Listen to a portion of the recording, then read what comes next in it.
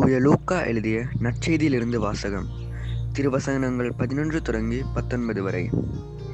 10 தொழுநோயாளர்கள் நோய் நீங்க பெறுதல். இயேசு எருசலேமுக்கு போய்க் கொண்டிருந்த போது கலிலேய சமாரிய பகுதிகள் வழியாக சென்றார்.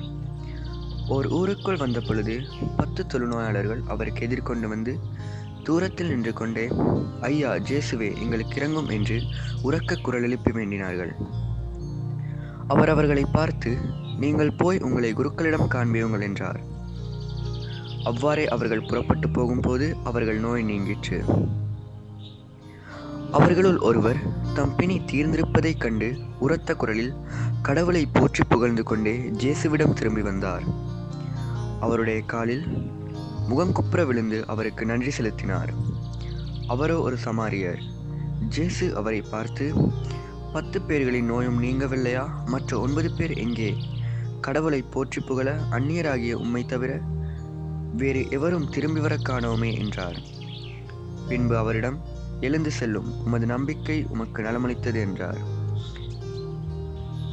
இது ஆண்டவர் வழங்கும் அருள்வாக்கு. கிறிஸ்துவே உமக்கு புகழ்.